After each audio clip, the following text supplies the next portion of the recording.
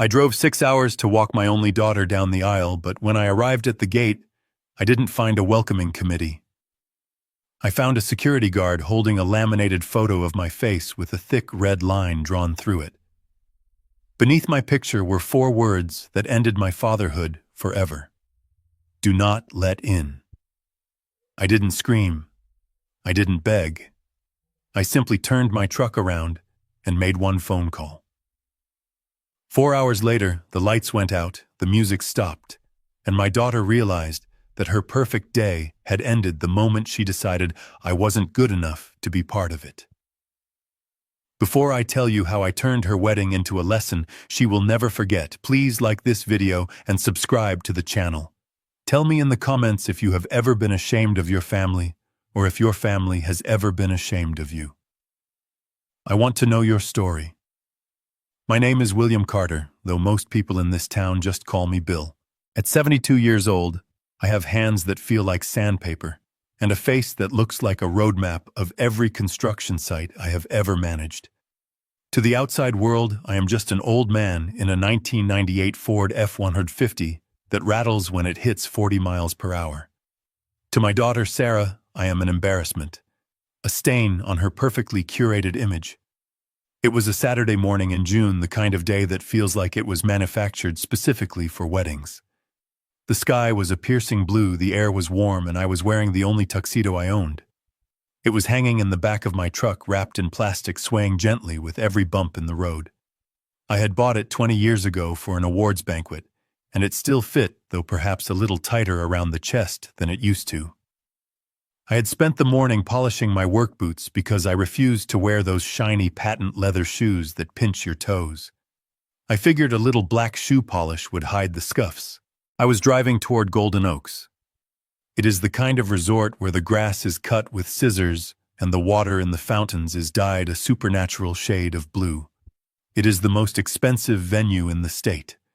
It costs $50,000 just to unlock the front doors. My daughter Sarah had told me the wedding was being paid for by her fiancé Jason. She told me Jason was a tech entrepreneur, a visionary, a man who moved mountains with his mind. She told me his family was American royalty. She lied. I turned off the main highway and onto the private drive lined with cypress trees. My old truck chugged and sputtered, a dinosaur entering a world of Teslas and Mercedes. I could see the valet stand ahead, staffed by young men in white jackets, who looked like they had never held a shovel in their lives. I felt a swell of pride in my chest. Not because of the luxury, but because my little girl was getting married. Despite the distance that had grown between us over the last few years, despite the missed calls and the short visits, I was still her father. I had a check in my pocket for $50,000. It was my wedding gift to her, a down payment on a house, or so I thought. I pulled up to the security checkpoint. It wasn't a simple gate. It was a fortress of limestone and iron. A security guard stepped out of the booth. He was a large man wearing a uniform that was too tight, with sunglasses that hid his eyes. He didn't look at me. He looked at my truck. He looked at the rust on the fender. He looked at the oil stain I was probably leaving on their pristine pavement. He raised a hand, palm out, stopping me before I could even roll down the window. I rolled it down anyway. The air conditioning in my truck had broken 3 years ago, and I was starting to sweat. Name, the guard barked. He didn't ask. He demanded. William Carter, I said, smiling. I am the father of the bride. The guard didn't check a list. He didn't look at a computer screen. He didn't smile back. Instead, he reached under his counter and pulled out a clipboard. He held it up to my face. Clipped to the board was a photograph.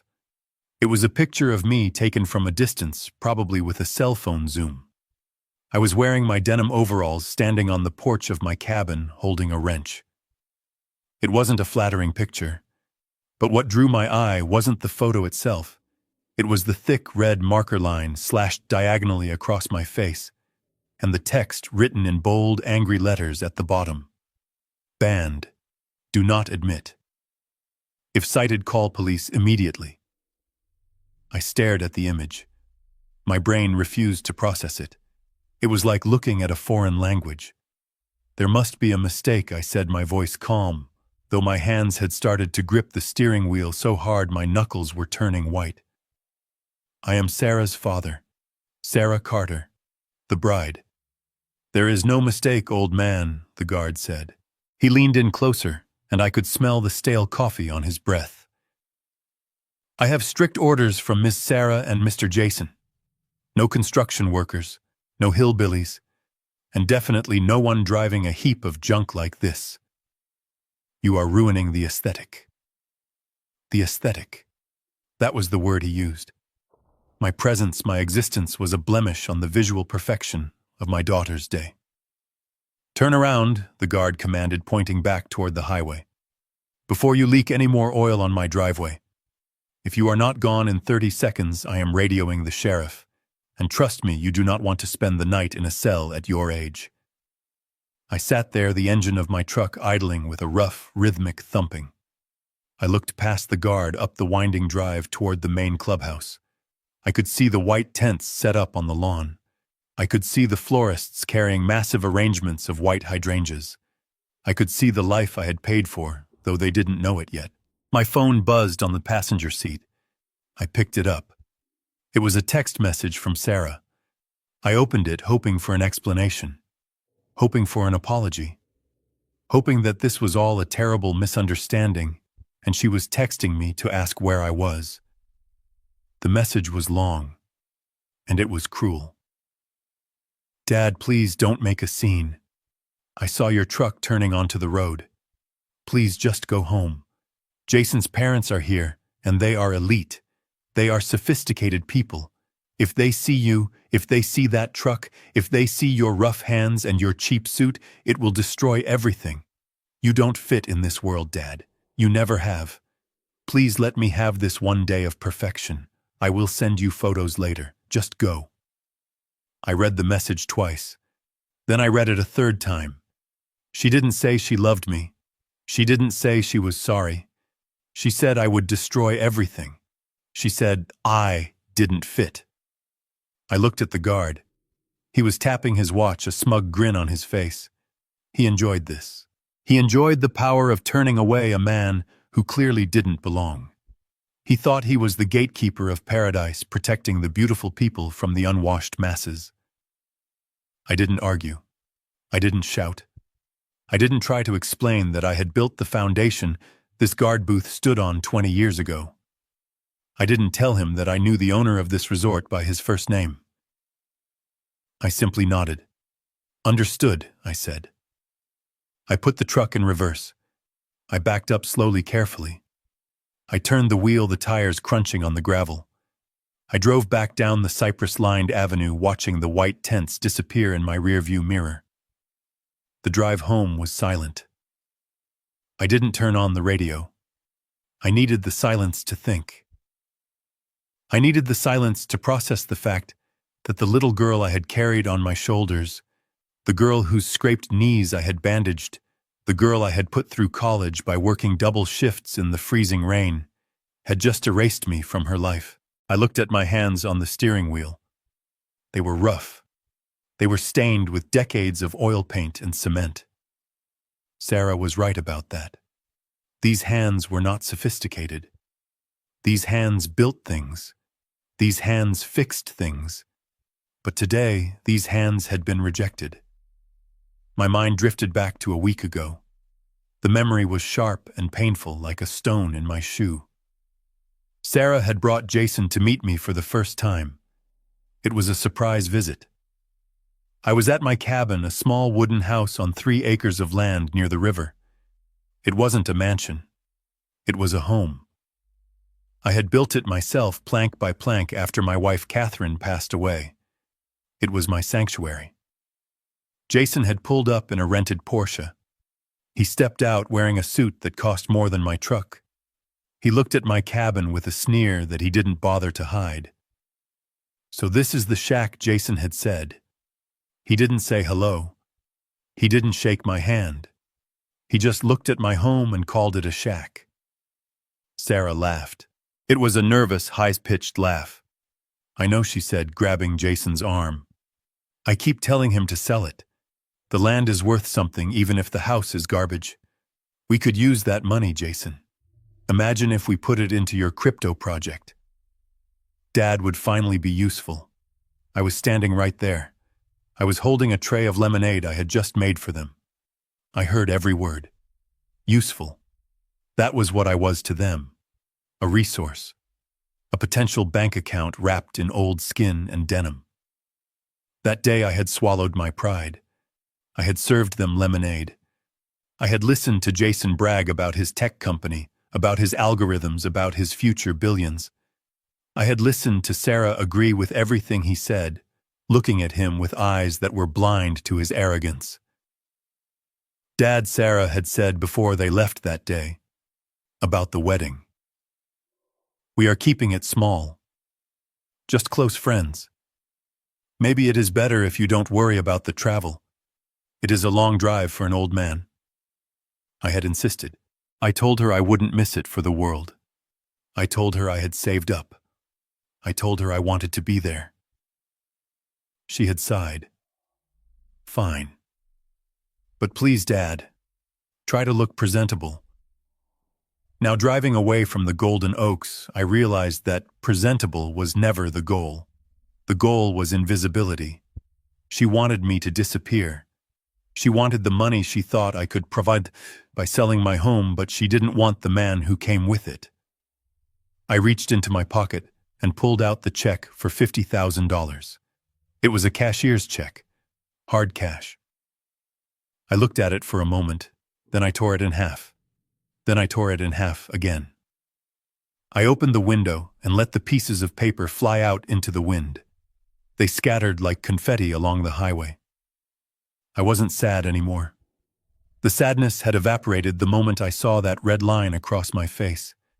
What was left was something colder, something harder. It was the clarity of a man who examines a blueprint and realizes the structure is unsound. When a building has a rotten foundation, you don't paint over it. You don't try to patch it. You tear it down. I reached for my phone again. I wasn't going to call Sarah. I wasn't going to beg for entry. I scrolled through my contacts until I found the name I needed. Mr. Henderson. Henderson was my lawyer. But he was more than that. He was the keeper of my secrets. He was the man who managed the Carter Trust. See, Sarah and Jason made a fatal miscalculation. They judged me by my truck. They judged me by my overalls. They assumed that because I lived simply, I was simple. They assumed that because I lived in a cabin, I was poor. They didn't know that I had retired from construction 10 years ago because I had sold my company for $8 million. They didn't know that I owned 3 apartment complexes in the city. They didn't know that I was the silent majority shareholder of the hospitality group that owned the Golden Oaks Resort. I pressed the call button. Henderson answered on the second ring. Bill, is everything all right? The ceremony should be starting soon. It is not starting, Henderson, I said. My voice was steady. I want you to pull the file on the Golden Oaks event for today. The Sarah Carter and Jason Miller wedding. I have it right here, Henderson said. You paid the invoice in full last month, $200,000, under the anonymous donor clause, just like you asked. Sarah thinks Jason's family paid for it. Correction, I said. I want you to activate Clause 14C of the sponsorship agreement. There was a pause on the line. I could hear Henderson shuffling papers. Clause 14C. Bill, are you sure? That is the immediate revocation clause. It states that funding can be withdrawn instantly if the benefactor is insulted, refused entry, or treated with indignity by the beneficiaries. It is the nuclear option. I am sure, I said. I was refused entry. I was banned. There is a poster of my face at the security gate. Good God, Henderson whispered. His tone shifted from professional to furious. They did what? Shut it down, Henderson. I want you to call the venue manager. I want you to call the catering company. I want you to call the florists. Tell them the credit card on file has been reported stolen. Tell them the funding is pulled. Tell them to stop everything. Right now. Bill, the wedding is in progress. The guests are seated. If we do this, it will be chaos, I know, I said. I looked at the road stretching out before me. Do it. And Henderson. Yes, Bill. Call the resort management. Tell them I want access to the security camera feed. If I can't be there to see my daughter's big day, I want to watch it from my iPad. Consider it done, Henderson said. I hung up the phone. I was 20 minutes from home.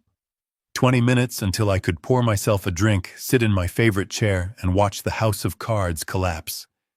They wanted a wedding without me. They were about to get exactly what they asked for. But they forgot one thing. A wedding costs money, and the Bank of Dad had just closed its doors forever. I pulled into the dirt driveway of my cabin. The sun was starting to dip lower in the sky, casting long shadows across the porch. It was peaceful here. The river flowed quietly in the distance. The birds were singing. It was a stark contrast to the storm I had just unleashed. I walked inside and didn't even turn on the lights. I went straight to the wall safe behind the painting of the old mill. I spun the dial. Click, click, click. The heavy door swung open. Inside were the deeds, the certificates, the proof of a lifetime of hard labor and smart investments. I took out the folder labeled Sarah. It contained the trust fund documents I had set up for her. A trust that would have given her a monthly allowance for the rest of her life. A trust that would have ensured she never had to worry about bills or rent or medical expenses. I took the folder to my desk. I opened the drawer and took out a red stamp. It was the stamp I used for rejected construction bids. Void. I stamped the first page, then the second, then the third. The sound of the stamp hitting the paper was loud in the quiet room. Thump, thump, thump. It wasn't anger. It was housekeeping. I was cleaning up the mess. I went to the kitchen and poured a glass of whiskey. It wasn't the expensive stuff Jason drank. It was the cheap stuff that burns on the way down. It tasted like truth. I sat down in my leather armchair and opened my iPad. I logged into the secure server for the Golden Oaks Resort. Henderson had worked fast. The login credentials were already in my inbox. I selected the camera feed for the grand ballroom. The image flickered to life. It was magnificent. Crystal chandeliers dripped from the ceiling. Tables were set with gold-rimmed plates and crystal glasses. Waiters were moving through the crowd with trays of champagne. I saw Sarah. She was standing near the head table looking radiant. She was laughing, holding a glass of wine, her other hand resting on Jason's arm. She looked happy. She looked relieved. She thought the problem me had been dealt with. I saw Jason. He was puffing out his chest, talking to a group of men, probably trying to sell them on some imaginary investment. He looked like he owned the place. I saw an older couple sitting next to them, a man in a tuxedo and a woman in a sequined gown. They looked distinguished. They looked wealthy. They must be the elite parents Sarah had told me about. I zoomed in. There was something odd about them. They didn't look at Jason with pride. They looked at their watches. They looked bored. They looked like they were on the clock. I took a sip of whiskey. Then it happened. On the screen, the massive crystal chandelier above the dance floor flickered. Once. Twice. Then it went dark. The music, which had been a soft orchestral swell, cut out abruptly with a screech of feedback. The room plunged into a twilight gloom lit only by the emergency exit signs and the few candles on the tables. I saw heads turn. I saw the confusion ripple through the crowd like a wheel. I saw Sarah's smile vanish. She tapped her microphone. Nothing. She looked around, her face twisting into a mask of irritation. Then a man in a dark suit walked onto the stage. I recognized him. It was Mr. Sterling, the general manager of the resort. He didn't have a microphone, so he cupped his hands around his mouth. I turned up the volume on my iPad. The security microphones were sensitive. I could hear the murmur of the crowd die down as Sterling began to speak. "Ladies and gentlemen," Sterling shouted, his voice echoing in the sudden silence. "I apologize for the interruption. However, we have just received notification that the funding for this event has been withdrawn. The credit line has been cancelled by the account holder." I saw Sarah drop her wineglass. It shattered on the dance floor, red liquid splashing onto her white dress like a wound. "This is a private facility," Sterling continued, his voice devoid of sympathy. "Without payment, we cannot continue services. The kitchen has been closed. The bar is closed. We are asking all guests to please vacate the premises within 15 minutes. The room exploded into chaos. Sarah lunged at Sterling. I could hear her screaming, her voice shrill and panicked. "What are you talking about? My husband paid for this. Check the card again." Sterling held up a tablet. He showed her the screen. "The payment was made by the Carter Trust, ma'am. The authorization came from Mr. William Carter. He has reported the transaction as unauthorized use of funds and issued a stop payment order." I watched Sarah's face. The color drained out of it so fast, she looked like a ghost. "My father," she whispered. The microphone picked it up perfectly. "My father doesn't have any money. He lives in a shack." "I don't know about that, ma'am," Sterling said, stepping back to avoid her grasping hands. "I only know that the Carter Trust owns a significant portion of this resort, and Mr. Carter's word is law here. You have 14 minutes left." I took another sip of whiskey. The burn was good. This was just the beginning. The lights were out, but the real show was about to start. Sarah was about to learn that when you ban the man who built the foundation, the whole house comes crashing down. I stepped inside the cabin and let the heavy oak door click shut behind me.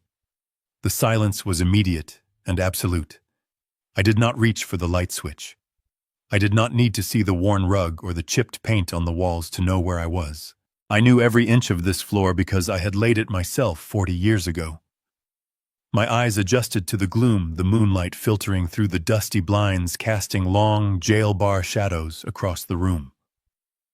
To anyone looking through the window, this was just the sad, dark living room of a lonely widower who had nothing left but memories. They were wrong. I walked through the shadows to the study at the back of the house. There was a painting on the far wall, a simple watercolor of the lake my wife Catherine had painted 3 months before she died. I moved it aside gently, my fingers brushing the frame with a habit born of grief. Behind it sat a Titan steel safe bolted directly into the load-bearing studs of the house. It was cold to the touch. I spun the dial. Left to 24, right to 10, left to 72. The numbers were the date I laid the first brick of my first company. The tumblers clicked into place with a sound like a loaded gun. I pulled the heavy handle down. The door swung open, and the smell of old paper and cold steel filled the room. Inside, there were no stacks of cash. There were no gold bars. There was something far more dangerous. Information. I pulled out a leather-bound portfolio. I set it on the desk and turned on a single small brass lamp. The pool of yellow light illuminated the documents that Sarah believed did not exist.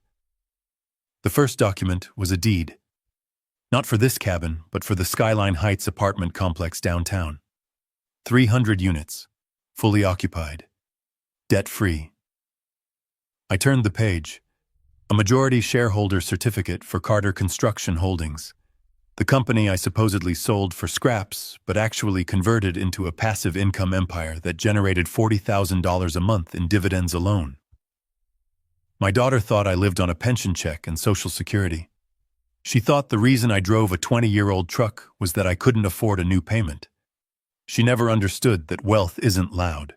Wealth is quiet. Wealth is having the freedom to not care what a security guard thinks of your boots. Then I reached for the blue folder, the one that mattered tonight. I opened it. On the top was the invoice for the Golden Oaks Resort wedding package, $212,000, paid in full via wire transfer 3 months ago. At the bottom of the page was a signature line. It did not say Jason Miller. It did not say the Miller family. It was signed William Carter, and right next to it was the addendum I had insisted on. The privacy clause. It stated that the source of the funding must remain anonymous to the bride and groom unless a breach of contract occurred. I ran my thumb over the signature. Sarah had called me crying months ago, saying Jason's funds were tied up in overseas investments, and they needed a deposit to secure the date. She had lied. Jason didn't have funds tied up. He was broke. I knew because I had run a credit check on him the day they got engaged. I had paid for this wedding not because I was a fool, but because I wanted my daughter to have her dream even if she was marrying a nightmare. I had saved her from humiliation. I had covered her fiancé's lies. I had literally paved the road she was walking on today. And her thank you was a photo of my face at the security gate telling the world I was unwanted trash. I dug deeper into the safe and pulled out one last document. It was a commercial lease agreement. It was the master lease for the land the Golden Oaks Resort stood on. I had bought the acreage 30 years ago when it was just swamp and timber. I leased it to the resort management company on a 99-year term. I wasn't just the man who paid for the party. I was the landlord of the very soil Sarah was standing on right now. If I wanted to, I could technically evict the entire resort, though that would take months of court battles. But I didn't need to do that. I just needed to stop the music. I looked at the papers spread out under the lamp. They were proof of a life spent building, saving, and protecting. They were the legacy I had built for Sarah, and tonight she had rejected the builder but tried to keep the building. I looked at the clause again. Clause 14C, breach of conduct. It gave the benefactor the right to terminate the event immediately if the venue or the guests acted in a way that dishonored the donor. Banning the man who wrote the check was definitely a dishonor. I wasn't just an old man in a truck anymore. In this room under this lamp, I was the institution. I was the bank. I was the CEO. And I was about to call in a debt that could not be paid.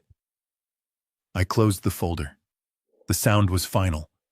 It was the sound of a gavel hitting the block. It was time to make the call.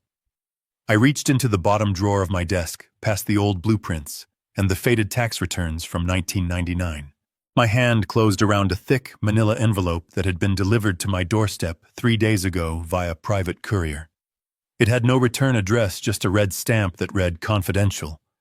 I had resisted opening it until now. A part of me, the part that was just a father who wanted to walk his little girl down the aisle, had wanted to believe the fairy tale. I wanted to believe that Jason really was the tech visionary Sarah claimed he was. I wanted to believe that she had found a partner who could provide for her the way I always had. But the builder in me, the man who knows that you never pour concrete until you have tested the soil, knew better. I had hired Reynolds, the best private investigator in the state, a month ago, when Sarah started asking me for large sums of cash to cover investment opportunities Jason had found. I pulled the tab on the envelope. The sound of the paper tearing was sharp in the quiet room. I slid the contents out onto the desk right next to the deed to the resort. It was a dossier. A thick stack of paper clipped together, smelling of toner and cold hard facts. The first page was a summary. A background check on one Jason Alexander Miller. I scanned the basic information. Date of birth, social security number, last known address. It wasn't the penthouse apartment Sarah had bragged about. It was a sublet in a transient neighborhood near the airport. Then I got to the employment history. Sarah had told me Jason was the CEO of a company called Nebulous Systems. She said they were revolutionizing the blockchain. She used words like synergy and disruption.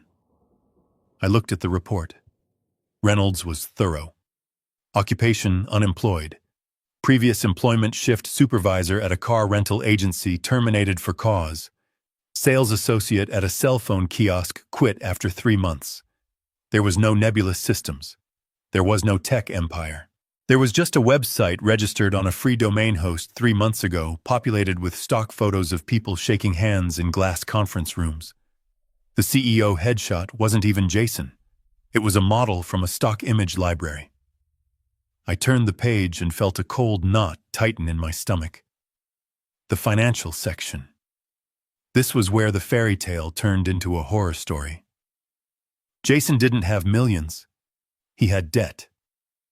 Massive, suffocating, life-ending debt. The report listed judgments from 3 different credit card companies totaling over $80,000. But that was the clean debt. That was the debt you handle in bankruptcy court. The next page listed the dirty debt. Reynolds had dug deep.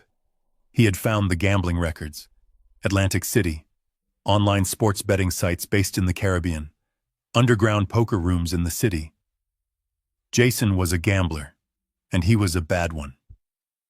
Total estimated liabilities to unlicensed lenders, $540,000. I stared at the number. $500,000. This wasn't just bad money management. This was a death sentence. I realized with a jolt of clarity exactly what this wedding was. It wasn't a celebration of love. It was a fundraising event. Jason wasn't marrying my daughter because he cherished her. He was marrying her because he needed the cash gifts. He needed access to her credit score, which was still pristine thanks to my guidance. He needed a wife he could use as a shield against the people who break legs for a living. I flipped through the photos attached to the file. Grainy shots of Jason arguing with men in leather jackets outside a pool hall. Photos of him pawning a Rolex watch. Photos of him driving a rented Lamborghini, the same one he had driven to my house to mock me, and then returning it an hour later to avoid the extra mileage fees. He was a hollow man. A shell of ego and desperation painted over with a thin layer of arrogance. And my daughter, my smart, ambitious Sarah, had fallen for it, hook, line, and sinker. She had looked at his rented suit and his leased car and seen a prince. She had looked at my paid-for truck and my paid-for land and seen a peasant. I felt a surge of anger so hot it made my vision blur. I wanted to drive back to the resort, kick down the doors, and drag him out by his collar. I wanted to expose him right there in the middle of the dance floor. But then I turned the page to the section titled The Parents. This was the knife twist. This was the part that turned my anger into something freezing cold. Sarah had been so specific about Jason's parents.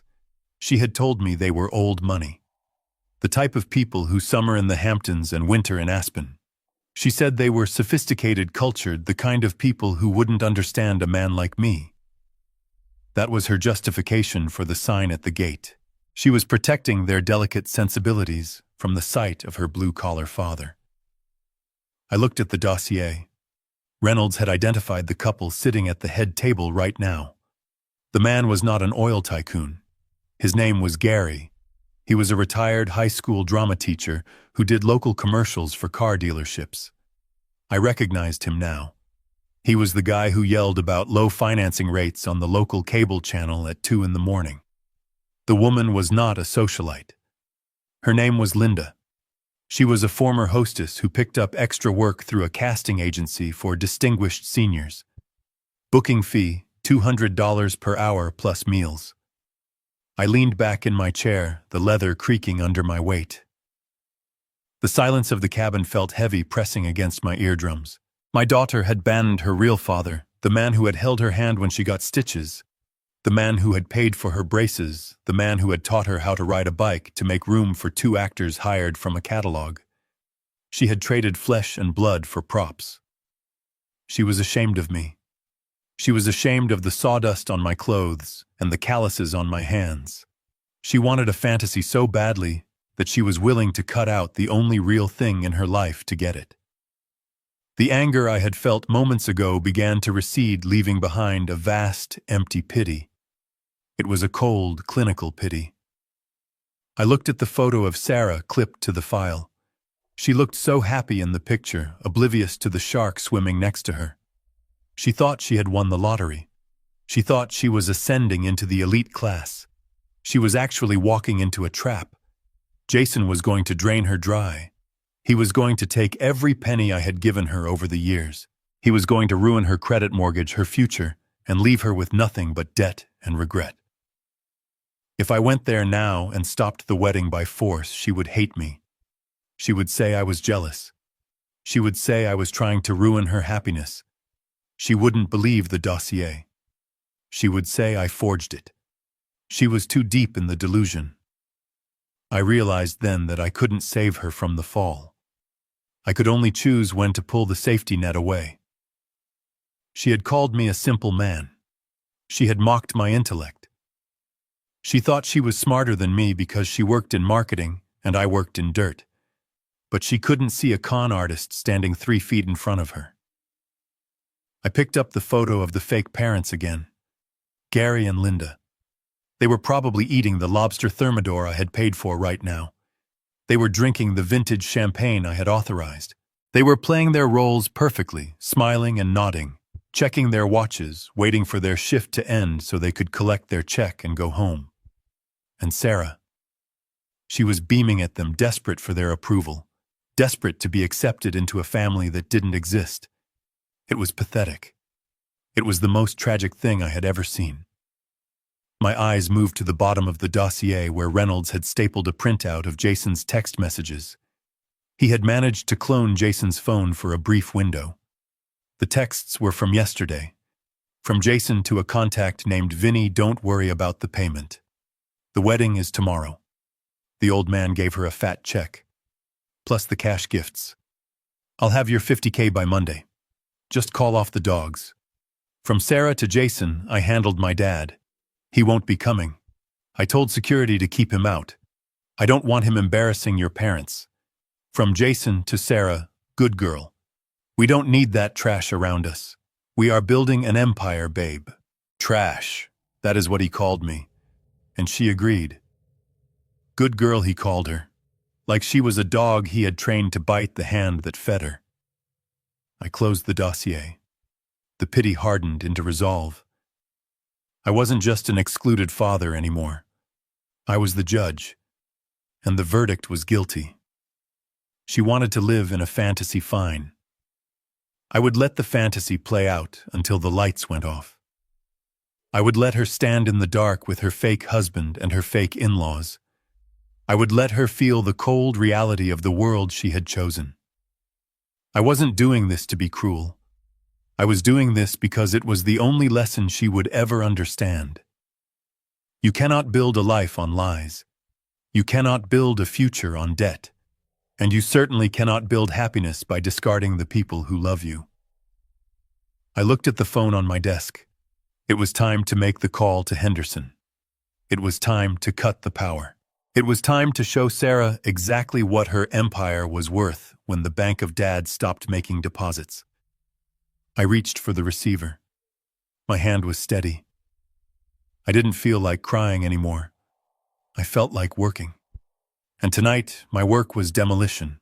I was going to bring the whole house down, brick by fake brick. I picked up the receiver of the landline on my desk. It was an old, heavy black phone, the kind that feels like a weapon in your hand. I dialed Arthur Henderson's private mobile number. I didn't need to look it up. I had memorized it 20 years ago when he helped me navigate the zoning wars that allowed me to build the very resort where my daughter was currently celebrating her exclusion of me. The line rang once, twice, then a click. Bill Henderson's voice came through crisp and professional, though I could hear the faint hum of background noise. He was likely in his home office monitoring the situation, waiting for the other shoe to drop. He knew me too well to think I would just drive away into the sunset. "It is time, Arthur," I said. My voice didn't shake. It didn't waver.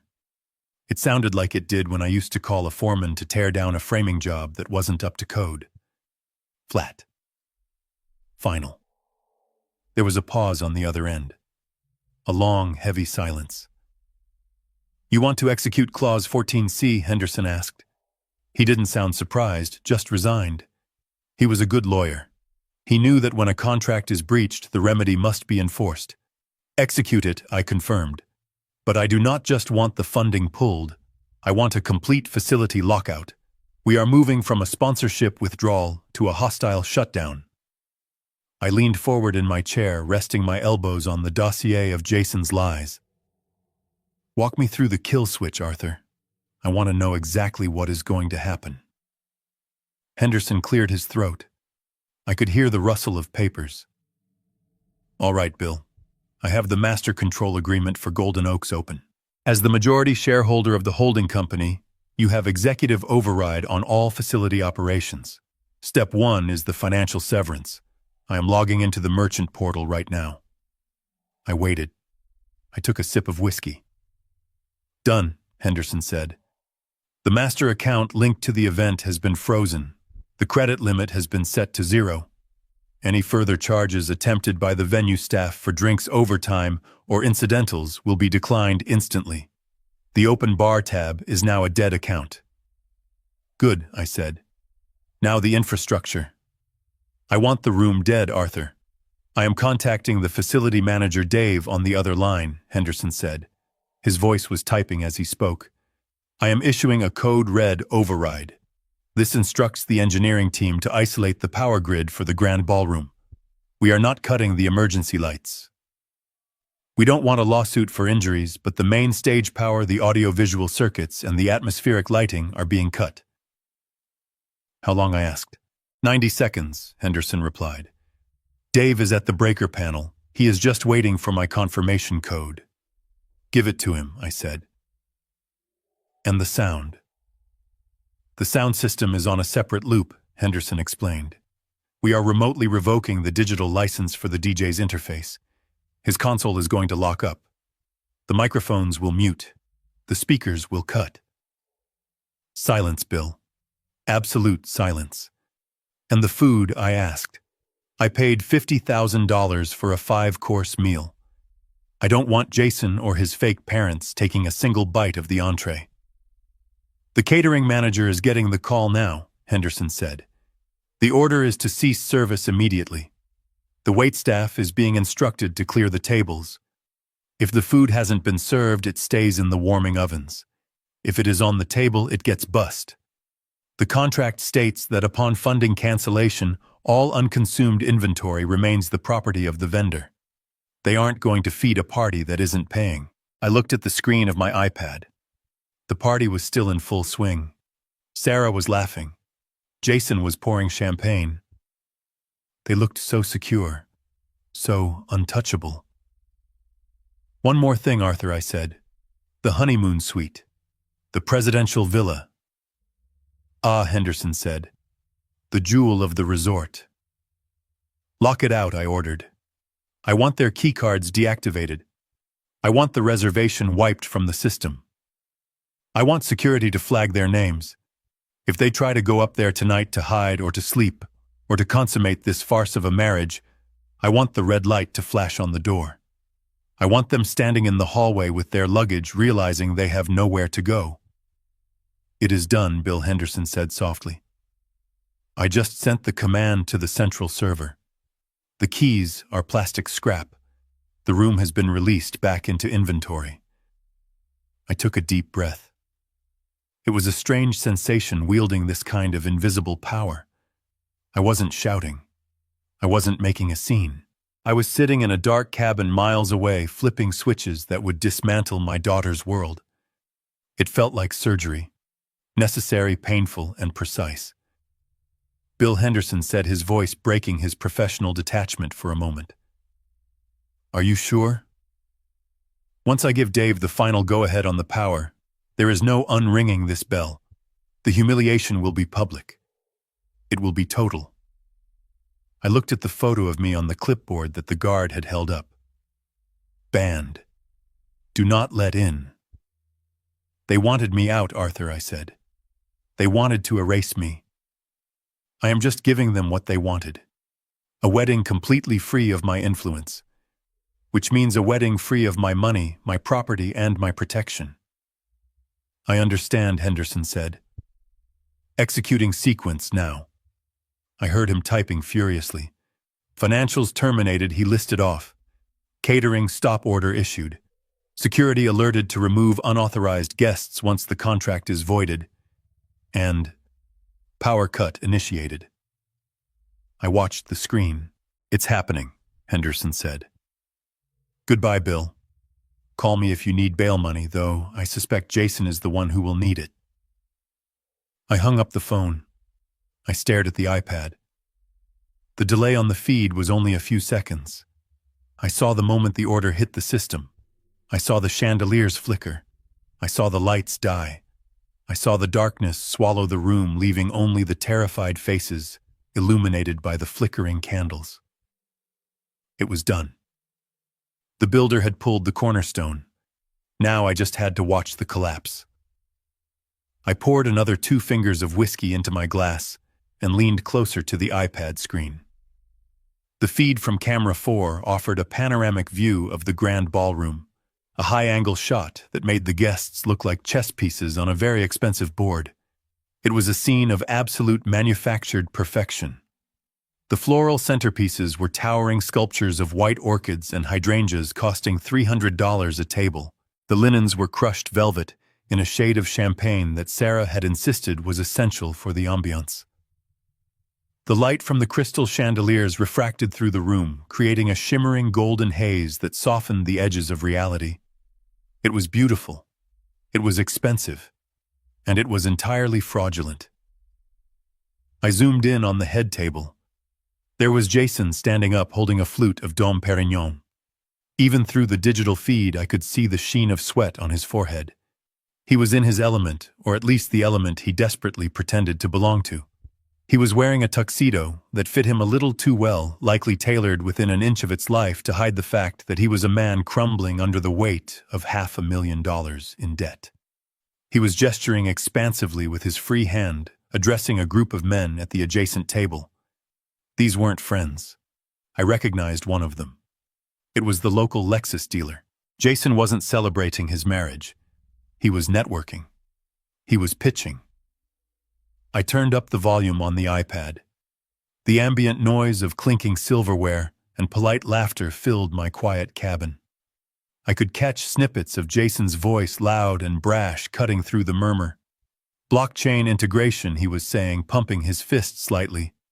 We are talking about a paradigm shift in how assets are liquidated. Nebulous Systems isn't just a company, gentlemen. It is a movement. You get in on the ground floor now, and in 6 months you are looking at a 10x return. Conservative estimate. He took a swig of champagne, not sipping it like a gentleman, but gulping it like a man who needed the liquid courage. He looked manic. His eyes darted around the room, scanning the exits, scanning the faces, perhaps looking for the debt collectors he knew were circling. But to the room, he was the picture of young, aggressive success. He was selling the dream, and everyone was buying it because the venue was so opulent, the wine was so good, and the lie was so pretty. Then the camera panned slightly to the left, and I saw Sarah. My heart didn't break. It had already broken at the gate. Now it just felt heavy like a stone sinking in mud. She looked radiant. Her dress was a Vera Wang custom-designed silk and lace costing more than my first car. She had her hand resting on the table displaying the diamond ring Jason had bought on credit that was likely secured against her own social security number without her knowledge. She wasn't looking at Jason with love. She was looking at him with triumph. She was scanning the room and her eyes soaking in the envy of her bridesmaids, the approval of the guests, the sheer magnitude of the event. She was smiling the smile of someone who believes they have pulled off the heist of the century. She had successfully exorcised her past. She had scrubbed away the blue-collar stain of her upbringing. There were no rough hands here. No old trucks. No embarrassing fathers in denim. Just gold crystal and the illusion of aristocracy. She turned to the woman sitting next to her, Linda the actress, hired for $200 an hour. Sarah leaned in and whispered something, laughing softly. Linda laughed back a practiced hollow sound and patted Sarah's hand. It was a performance within a performance. Sarah was desperate for this woman's approval, desperate to be accepted by this fake matriarch of a fake dynasty. She was preening under the attention of a stranger she thought was her mother-in-law. It was excruciating to watch. It was like watching a child play house in a building that was on fire. I watched as a waiter approached the head table with a silver tray. He placed a plate of filet mignon in front of Jason. I knew that steak. It was Japanese A5 Wagyu, $80 a pound. I had approved the invoice myself. Jason picked up his knife and fork, sawing into the meat with an aggression that betrayed his nerves. He ate quickly, almost frantically, as if he was afraid someone was going to snatch the plate away before he could finish. Sarah took a delicate bite of her lobster. She looked around the room again, her gaze lingering on the empty chair at the back of the room where I should have been sitting. But she didn't look sad. She looked relieved. She raised her glass in a silent toast to herself. She had done it. She had curated her life to perfection. I looked at the timestamp on the security feed. It was 7:42 p.m. Henderson had said the kill switch would execute in 90 seconds. That was 2 minutes ago. The delay in the feed meant it was happening right now. In the video, Jason stood up again. He tapped his glass with a spoon. The sharp pinging sound echoed through the iPad speakers. The room quieted down. He adjusted his bow tie, puffing out his chest. He looked like a rooster crowing on a pile of debt. "I want to propose a toast," Jason announced, his voice booming. "To the future, to building empires, and to family, the kind of family that matches our ambition." Sarah beamed. She looked up at him, her eyes shining with tears of joy. She truly believed she had won. She believed this moment was the start of her golden age. I took a sip of my cheap whiskey and swallowed it down. "Enjoy the toast, Jason," I whispered to the empty room. "Because you are about to find out that empires built on other people's money have a nasty habit of collapsing when the rent comes due." On the screen, the massive crystal chandelier above their heads gave a sudden, violent flicker. It wasn't a subtle dimming. It was a spasm. The light surged brighter for a fraction of a second, illuminating the greed and the fear on Jason's face in harsh white clarity. And then everything went black. The darkness wasn't just an absence of light. It was a physical weight that dropped onto the room with the force of a hammer. For 3 seconds, there was absolute silence. No breath, no movement, just the shock of a world that had suddenly ceased to exist. Then the screaming started. It wasn't the scream of people in mortal danger. It was the scream of entitlement being denied. It was the sound of 200 people realizing their comfort had been snatched away without permission. I watched on the iPad screen as the infrared night vision on the security cameras kicked in, turning the scene into a ghostly, greenish monochrome. Jason was still standing with his glass raised, frozen, like a statue. He tapped the microphone. Thump, thump. Nothing. The feedback loop was dead. His voice, moments ago booming with arrogance about empires and blockchain, was now just a small, insignificant sound in a very large, very dark room. Then the emergency lights flickered on. They weren't the soft golden sconces of the ballroom. They were harsh industrial halogen beams mounted above the exit doors. They cast long, jagged shadows across the tables, turning the floral arrangements into strange, looming monsters and making the guests' faces look gaunt and terrified. The illusion of the fairy tale was gone. What was left was a warehouse full of confused people in expensive clothes. I saw the service doors swing open. A phalanx of waitstaff marched in. They weren't carrying trays of food. They were pushing bus tubs. They moved with military precision, instructed by the order Henderson had sent. They began clearing the tables immediately. I saw a waiter snatch a bottle of wine from a table before a guest could pour a second glass. I saw another slide a plate of untouched appetizers right out from under a bridesmaid's nose. The murmur of the crowd grew into a roar of indignation. What is going on? Where is the power? Why are they taking the food? Then the man I had been waiting for appeared. Mr. Sterling, the general manager, walked onto the center of the dance floor. He didn't need a microphone. He had the kind of voice that could cut through concrete. He held a tablet in one hand and a megaphone in the other, though he didn't raise it yet. He looked up at the head table directly at Jason and Sarah. "Ladies and gentlemen," Sterling shouted. The room quieted down, not out of respect but out of confusion. "May I have your attention, please? This event has been terminated effective immediately." Sarah stood up so fast her chair fell over backward with a loud crash. She navigated through the gloom, her white dress looking gray in the emergency lighting. She rushed to the edge of the stage, looking down at Sterling with a mix of fury and disbelief. "Terminated!" she shrieked. Her voice cracked. "Are you insane? Do you know who we are? My husband paid for this entire night. Turn the lights back on right now, or I will sue you for every penny you have." Sterling didn't flinch. He didn't apologize. He looked at her with the weary expression of a man who deals with tantrums for a living, but finally has the authority to end one. "Mrs. Miller," Sterling said, his voice projecting clearly to the back of the room. "Your husband did not pay for this event.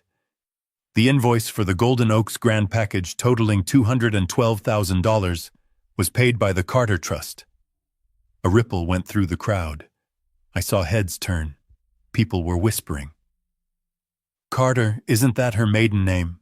Sarah froze. "The Carter Trust, that's my father. But that's impossible. He doesn't have that kind of money.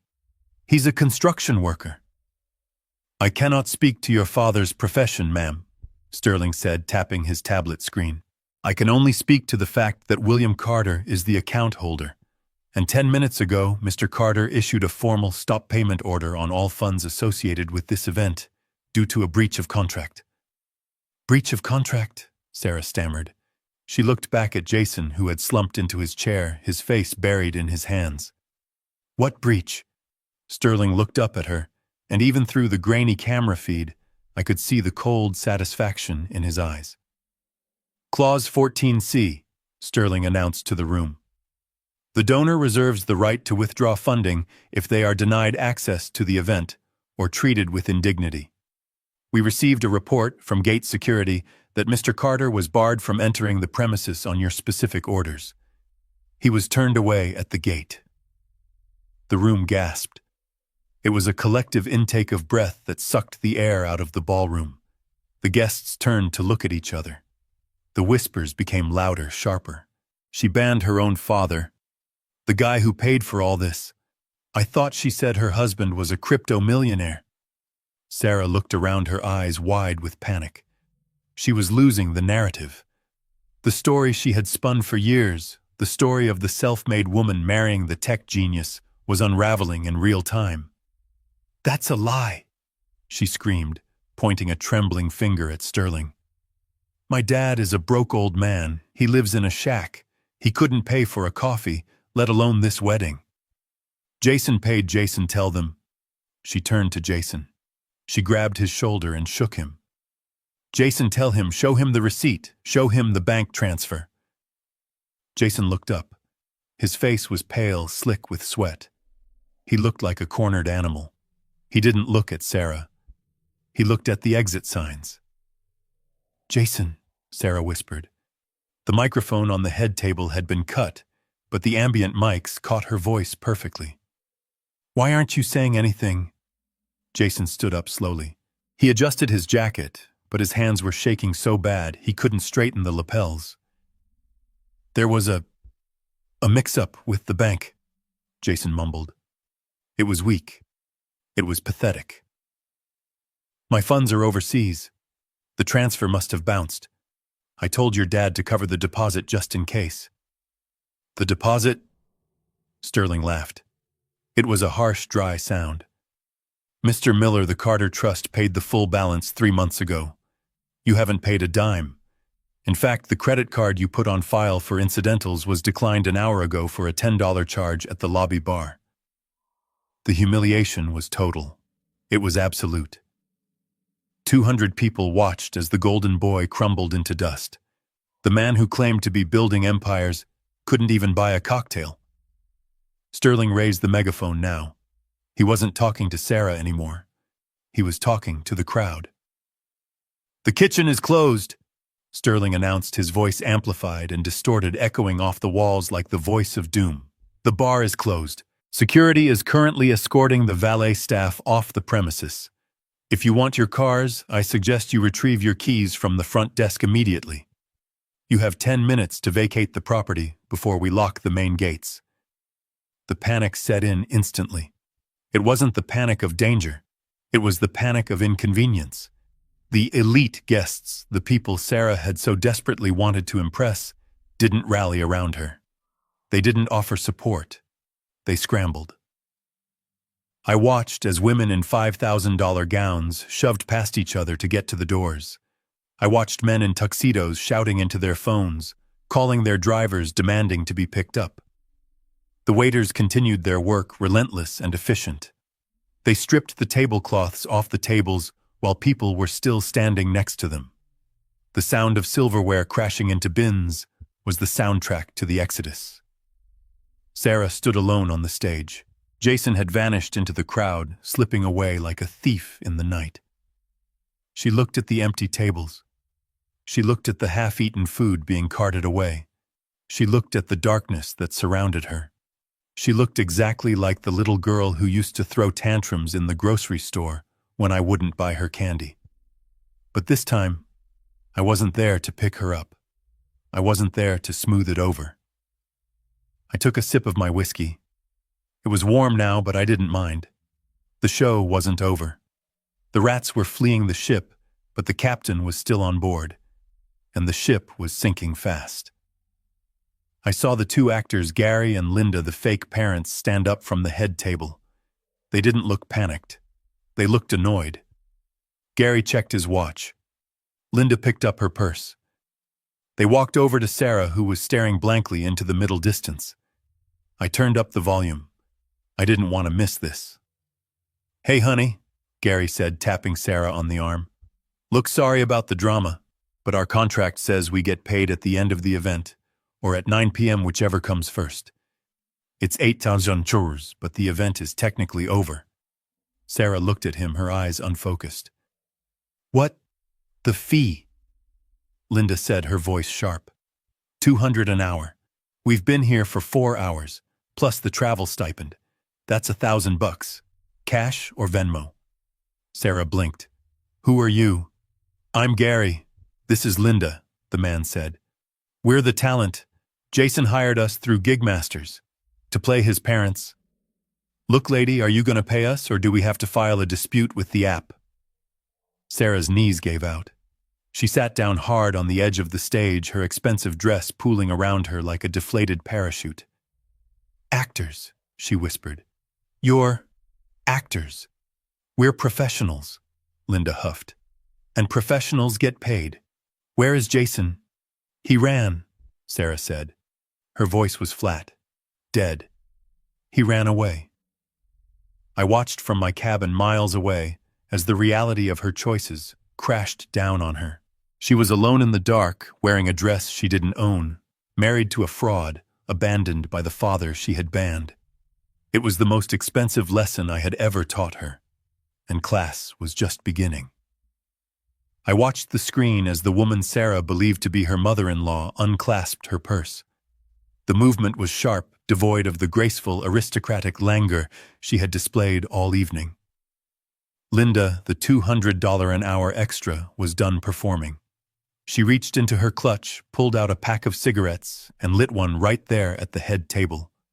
The flame from her lighter flared in the gloom, a tiny beacon of rebellion against the sudden austerity of the room. The smoke curled up toward the dead chandelier. It was the ultimate breach of etiquette in a venue that prided itself on exclusivity, but Linda clearly didn't care about the rules of a game that had just been canceled. She took a long drag, exhaled a gray plume into the face of a stunned bridesmaid, and turned her attention to my daughter. Sarah was still slumped on the stage, her expensive dress pooling around her like a puddle of spilt milk. She looked up at the woman, her eyes wide and wet, seeking comfort. She reached out a trembling hand, perhaps expecting the maternal warmth that Linda had been contracted to provide for the past 6 hours. Mom Clara whimpered. Her voice was thin, barely audible over the murmur of the crowd. Mom, what do we do? Linda looked at her. She didn't smile. She didn't offer a hug. She checked her wristwatch, tapping the glass face with a manicured fingernail. Don't call me Mom, honey, Linda said. Her voice carried. It was a smoker's voice, raspy and hard, nothing like the cultured mid-Atlantic accent she had been using all night. The contract ended at 8 o'clock. It is 8:05. I am off the clock. And frankly, this working environment is unsafe. Sarah blinked, her brain misfiring, as it tried to reconcile the woman in front of her with the character she had married into. Contract, Sarah whispered.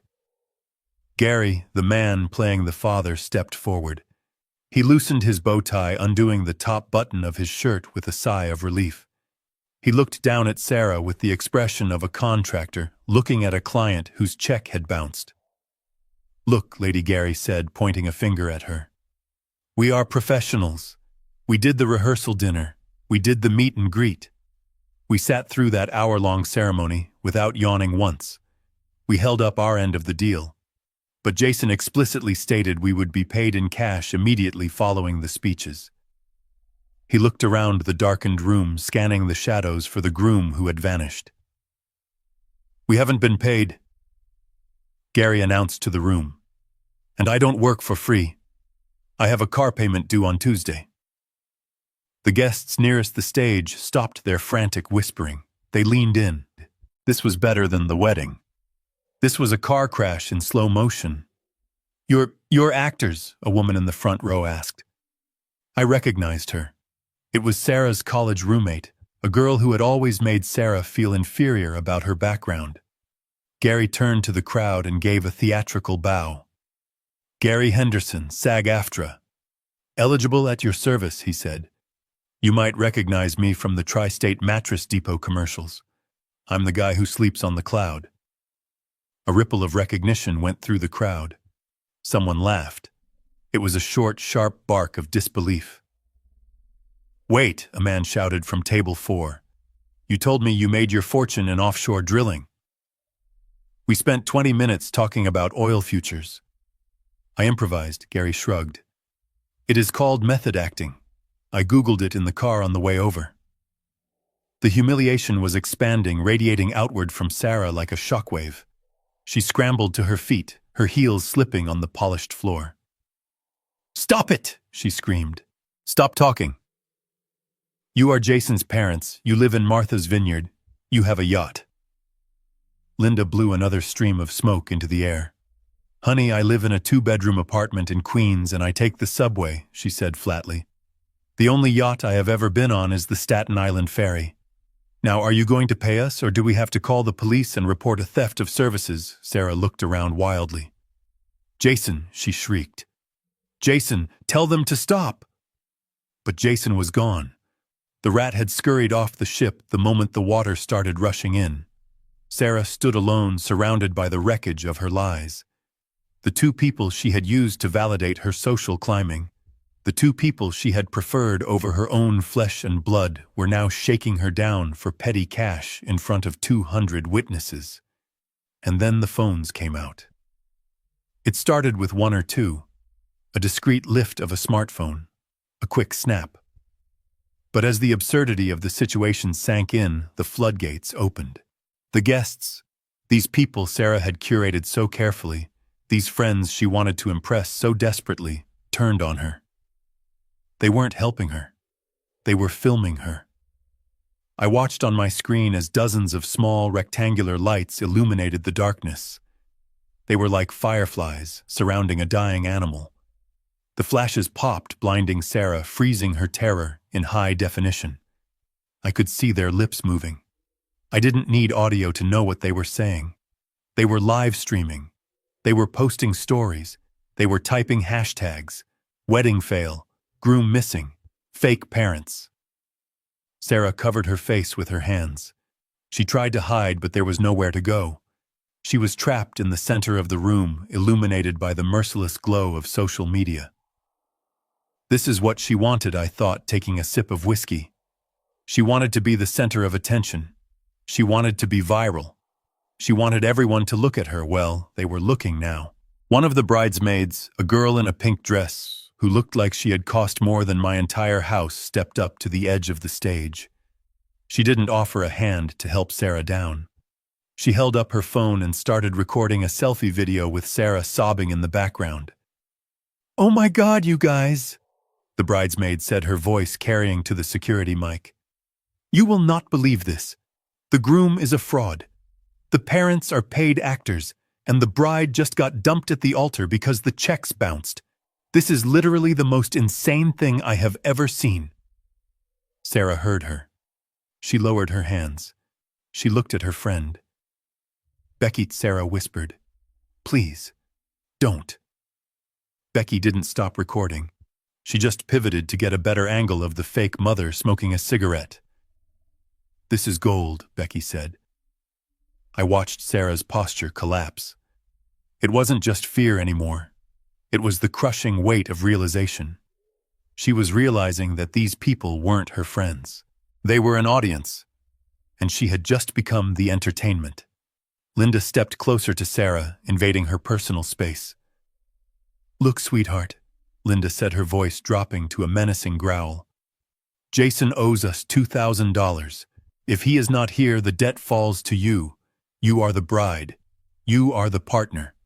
Pay up." "I don't have it," Sarah sobbed. "I don't have any money. Jason handled everything." "Then give me the ring," Linda said. I sat up straight in my chair. What Sarah gasped, clutching her left hand. "The ring," Linda repeated. She reached out and grabbed Sarah's wrist. "It looks like a 2-carat stone. If it is real, it will cover our fee. If it is cubic zirconia, I am going to be very upset." "No," Sarah screamed, trying to pull away. "It is my engagement ring." "It is collateral," Gary added, stepping in to block Sarah's retreat. "Hand it over and we walk. Don't hand it over and we call the cops.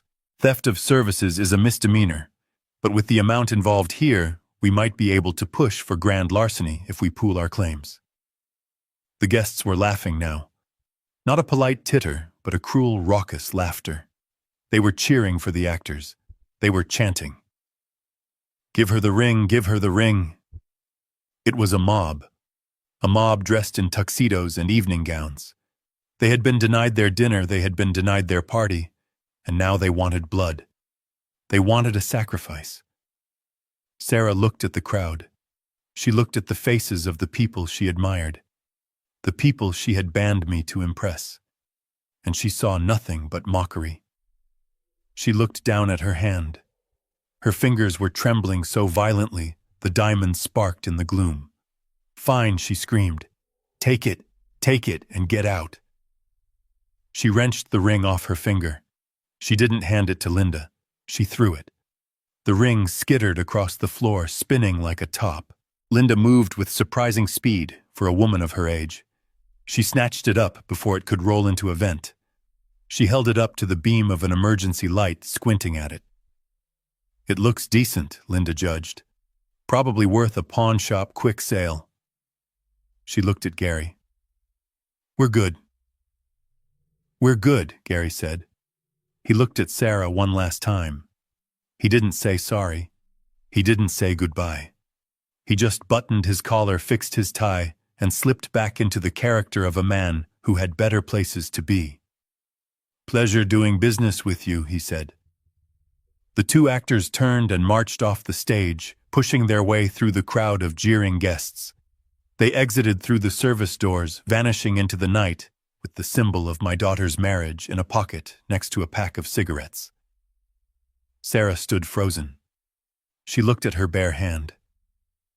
The pale strip of skin where the ring had been was the only clean thing left on her. The guests began to filter out. Their entertainment concluded. They didn't say goodbye to the bride. They walked past her as if she were a piece of furniture. I heard snippets of their conversations as they passed the microphones. What a disaster. I knew she was trash. Did you see the dad? Or the fake dad? Who even does that? Sarah sank to her knees on the dirty floor of the stage.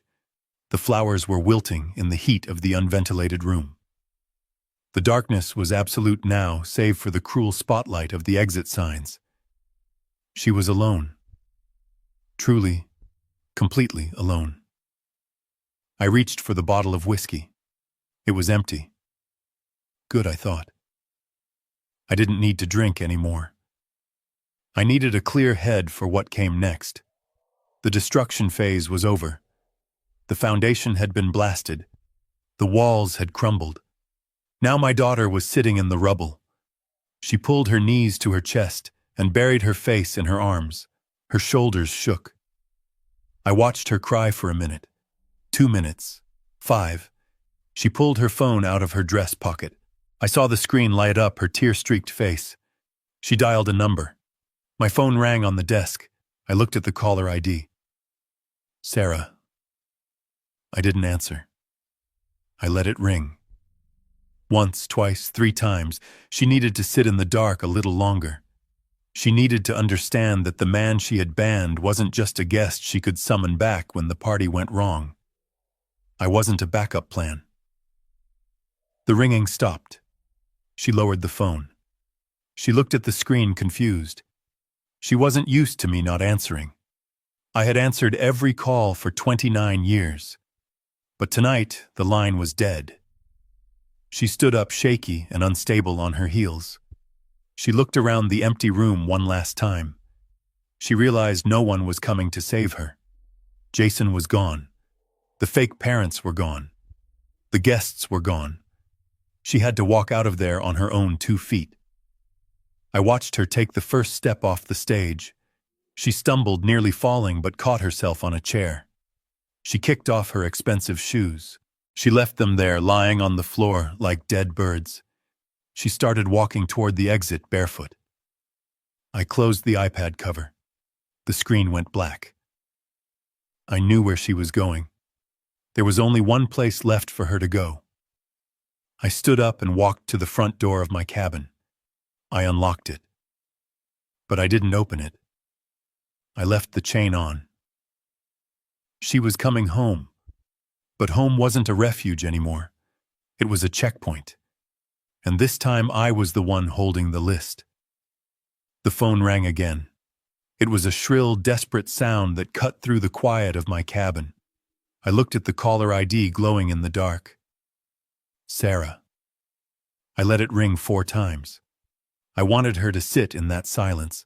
I wanted her to feel the weight of the distance she had placed between us. On the 5th ring, I picked up. I didn't say hello, I just pressed the phone to my ear and waited. Dad Sarah screamed.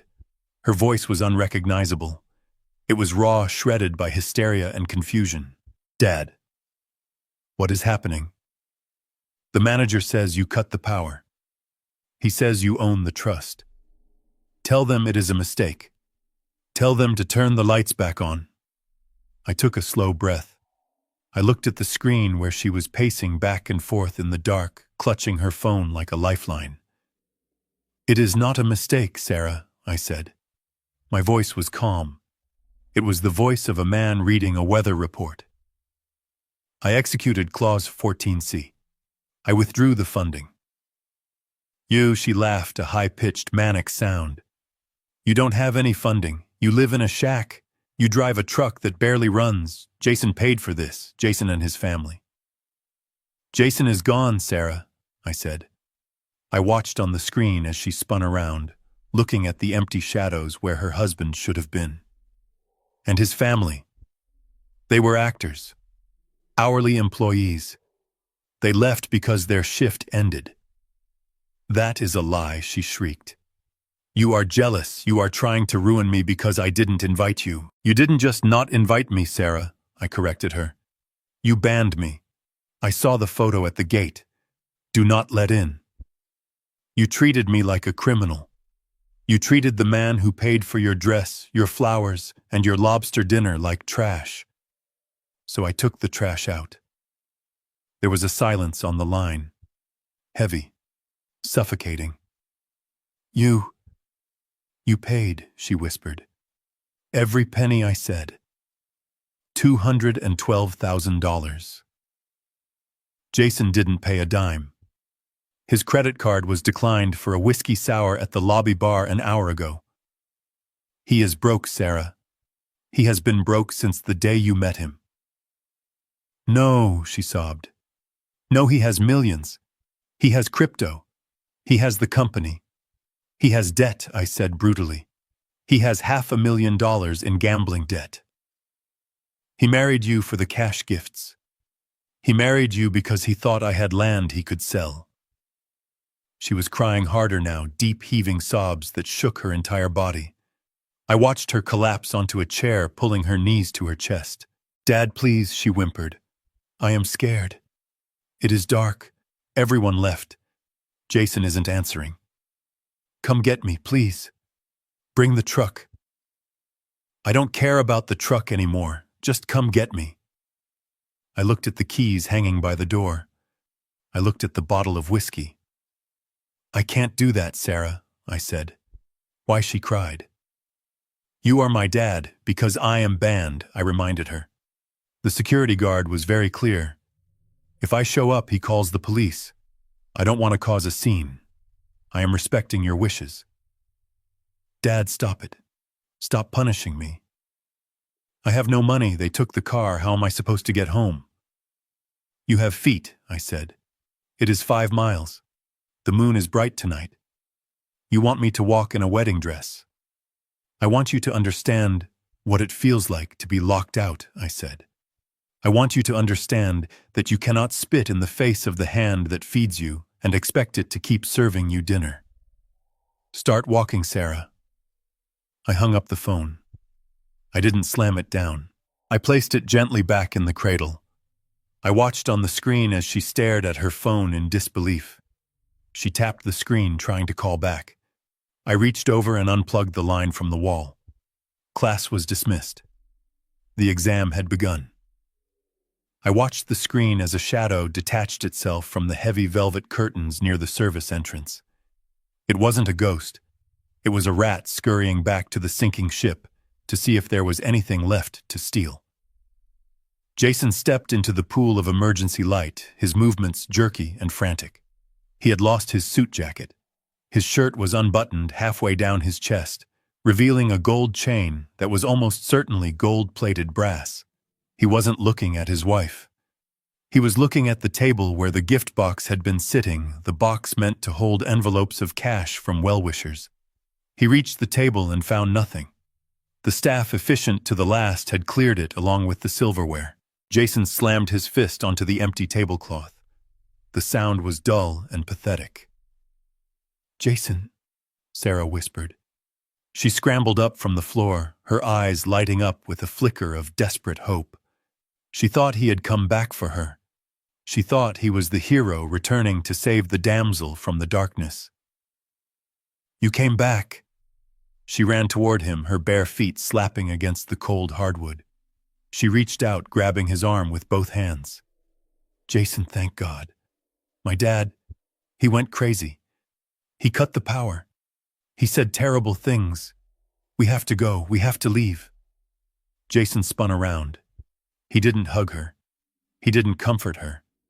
He ripped his arm out of her grasp with a violence that made her stumble back. Where is the money, Sarah? He hissed. His voice wasn't the smooth baritone he used for his investor pitches. It was high-tight and ugly. The cards, the envelopes, where did they put them?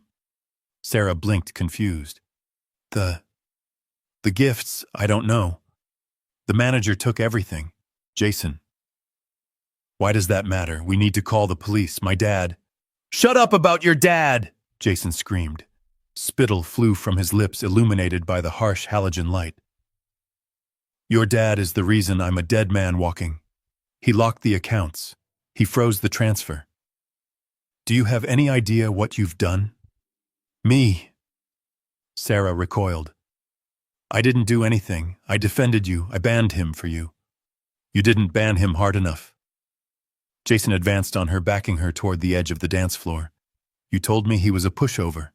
You told me he was a simple construction worker with a nest egg we could crack open. You didn't tell me he was the shark who owns the tank. He grabbed her shoulders, his fingers digging into her skin. "Do you have cash on you?" he demanded, shaking her. "In your purse in the bridal suite, I need 50,000, right now." 50,000, Sarah sobbed. "Jason, you're scaring me. Why do you need money? We're rich. You have the company." Jason laughed. It was a sound like glass breaking in a garbage disposal. "There is no company, you stupid cow," he spat.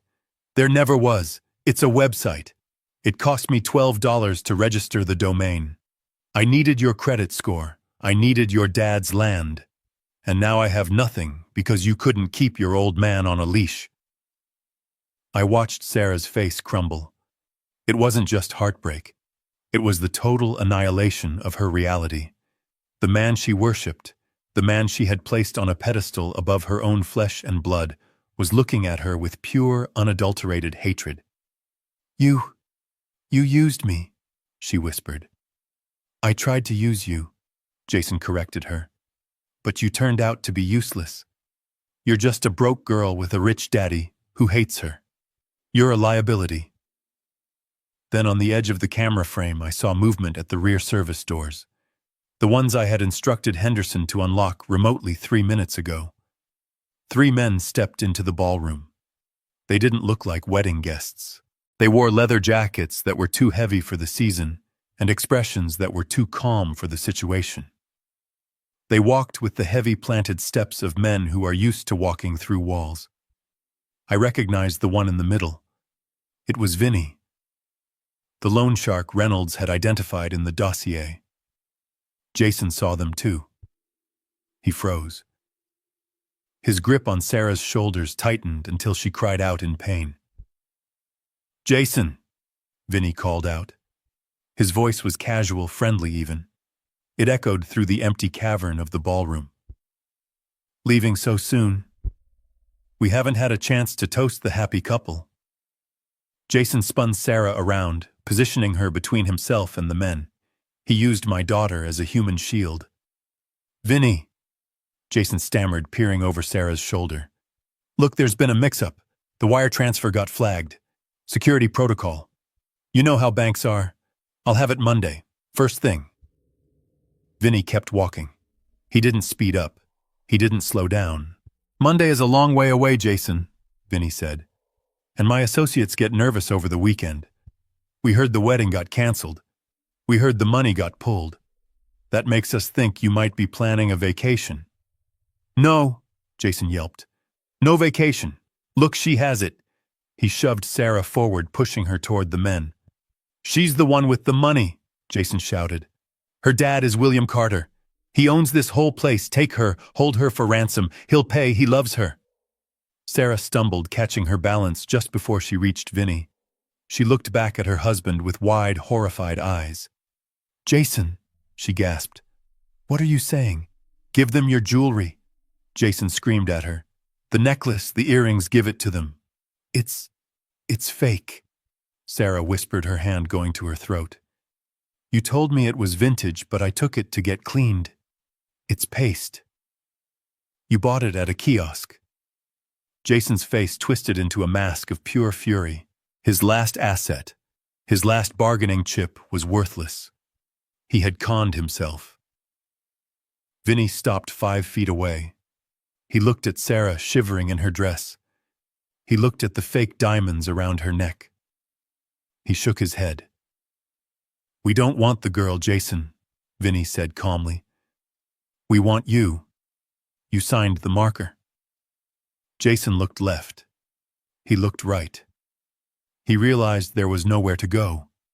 The men were blocking the only exit he knew was open. Panic took over. The animal instinct of a trapped rat kicked in. He grabbed Sarah one last time. Not to hold her, not to save her. He grabbed the bodice of her dress and heaved. "Get out of my way!" he shrieked. He shoved her. He didn't just push her aside. He threw her. He put all his weight, all his fear, and all his failure into one violent motion. Sarah flew backward. Her feet, tangled in the layers of tulle and silk, couldn't find purchase on the slick floor. She went airborne for a fraction of a second, a white cloud suspended in the darkness. She crashed down onto the centerpiece of Table 4, which the staff had placed on the floor during the cleanup. It was a massive arrangement of white roses and hydrangeas soaking in a vase of water. Sarah hit it with a sickening crunch. The vase shattered. Water splashed everywhere, mixing with the dirt from the overturned pot. She rolled off the debris and landed hard on the floor, her beautiful dress instantly soaking up the mud, the water, and the crushed petals. She lay there sprawled amidst the ruin of her perfection. White petals stuck to her wet hair. Her dress was torn at the shoulder. She looked like a fallen angel who had hit the ground too hard. Jason didn't look back. He used the distraction of her fall to bolt. He sprinted toward the kitchen doors, scrambling over chairs, knocking over a bus cart. "Get him," Vinny said softly. The two men flanking him moved. They were faster than they looked. They intercepted Jason before he could reach the swinging doors. One of them tackled him, sending him skidding across the polished wood. I watched as they hauled him up by his armpits. Jason was crying now, begging, promising, screaming. They dragged him out the back door into the night, where their car was waiting. Vinny looked at Sarah one last time. She was trying to push herself up, her hands slipping on the wet, flour-strewn floor. She was gasping for air, shock setting in. "Sorry about the mess, lady," Vinny said. "But you picked a loser." He turned and walked out, leaving Sarah alone in the center of the frame. I zoomed in on the camera feed. It was the image that would haunt me, but it was also the image that was necessary. Sarah was on her hands and knees. She was surrounded by broken glass and dying flowers. The white dress, the symbol of her vanity and her delusion, was ruined. It was gray, with dirty water, stained green with chlorophyll from the crushed stems. She lifted her head. Her makeup was running in black streaks down her face. She looked around the empty, silent room. "Daddy," she whispered. The microphone picked it up. It was a small sound, a broken sound. "Daddy, I'm hurt." I sat in my cabin. My finger hovered over the call button on my phone. Every instinct in my body screamed at me to go to her, to get in the truck, to drive through the gate, to pick her up and clean her off. But I pulled my hand back. If I picked her up now, she would never learn how to stand. If I cleaned her off, she would never understand the stain of her own choices. She had to sit in the flowers. She had to feel the cold water. She had to look at the wreckage she had invited into her life. This was the bottom, and she had to hit it alone. The security gates of Golden Oaks clicked shut with a mechanical finality that sounded like a prison door locking. But Sarah wasn't on the inside anymore. She was on the outside. The pavement where my truck had leaked oil that morning was now the starting line of her penance. She stood there for a long time under the yellow glow of the street lamp. I couldn't see her anymore. The resort cameras didn't reach the county road, but I knew exactly what she was looking at. She was looking at 5 miles of asphalt, gravel, and darkness. She was looking at a road she had traveled 1,000 times in the back of my truck, as a child complaining about the bumps. Now she had to feel every single bump against the soles of her feet. She took the first step. She was still wearing one shoe. The other had been lost somewhere in the lobby, kicked off in her frantic pursuit of a husband who had already abandoned her. She tried to walk with an uneven, limping gait, the remaining stiletto heel cracking against the tarmac, like a metronome counting down her misery. Click, scrape, click, scrape. After 100 yards, she stopped. She sat on the guardrail, the metal cold and damp against her skin. She unbuckled the remaining shoe and threw it into the ditch. It landed in the tall grass, a $1,000 piece of Italian leather, discarded like a fast food wrapper. Now she was barefoot. Her pedicure, a soft shell pink she had shown off on Instagram just yesterday, didn't stand a chance against County Road 9. The asphalt was old. It was rough, pitted with potholes and scattered with loose gravel. She started walking again. This time there was no clicking. There was just the soft, wet slap of skin on stone. A car approached from behind. I imagined she turned, waving her arms, the diamonds on her bracelet catching the headlights. She probably thought it was a guest. Maybe Becky. Maybe one of the groomsmen who had toasted to her eternal happiness an hour ago. The car didn't slow down. It swerved slightly to avoid the woman in the dirty white dress staggering along the shoulder, then accelerated. The wind from its passing whipped her hair across her face and sprayed gravel against her legs. They didn't see a bride. They saw a crazy woman walking alone in the dark. They saw trouble. She kept walking. The adrenaline of the ballroom was fading, replaced by the dull, throbbing ache of reality.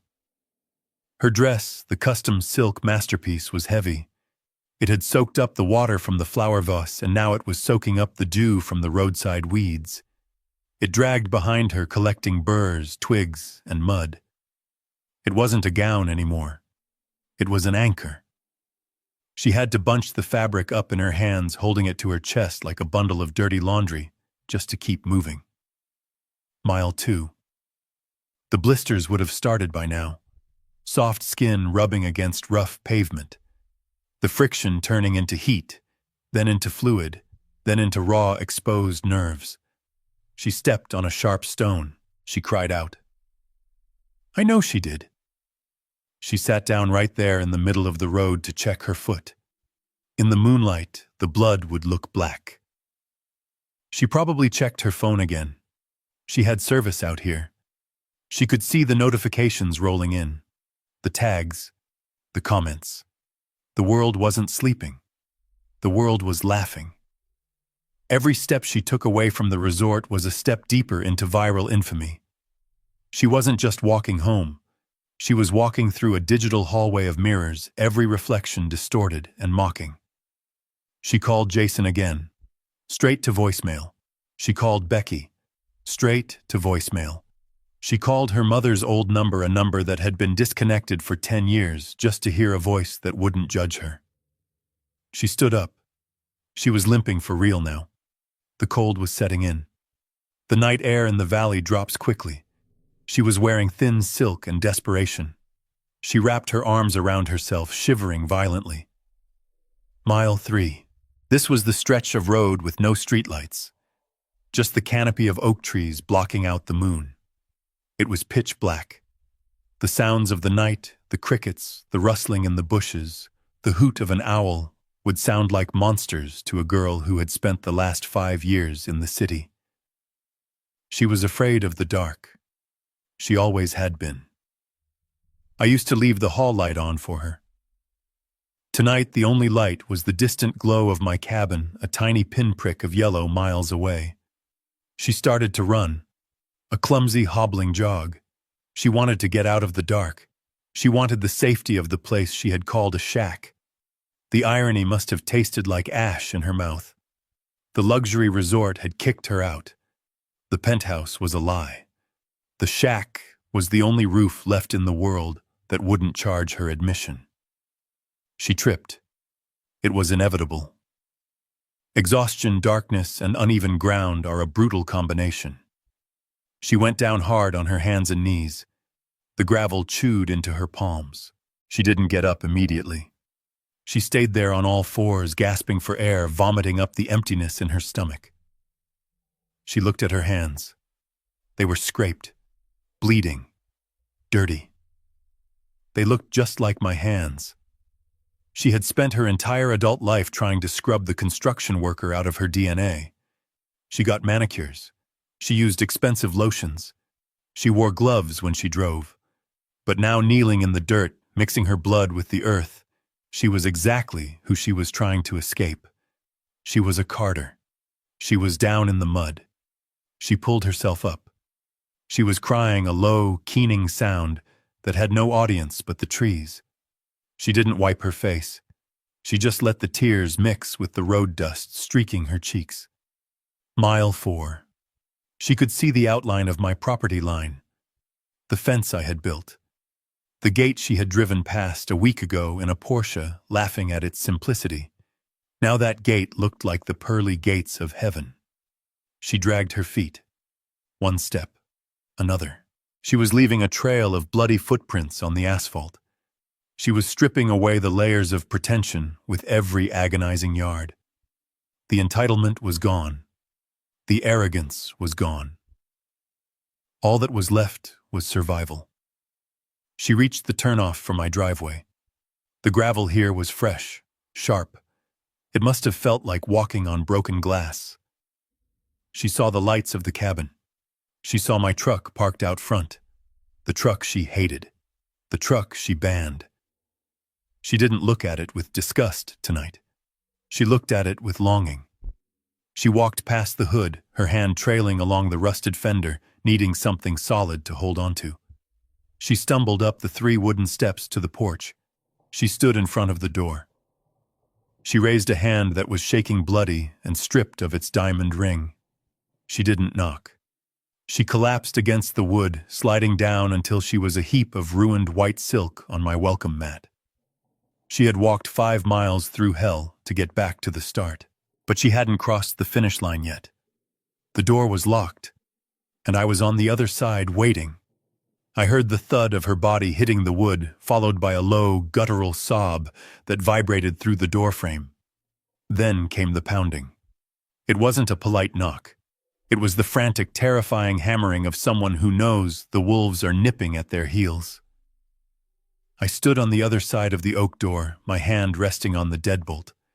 I could hear her breathing ragged and wet like a swimmer, surfacing from a near drowning. "Open the door," she screamed. Her voice was cracked raw from 5 miles of crying in the dark. "Dad, open the damn door." "It's me," I unlocked the deadbolt. The metal slide clicked back with a heavy mechanical snap. I turned the knob, but I didn't swing the door wide. I had engaged the security chain earlier, a thick link of hardened steel. The door opened 4 inches, just enough to see her, just enough for her to see me. The slice of her face visible through the gap was a portrait of ruin. Her hair was matted with mud and leaves.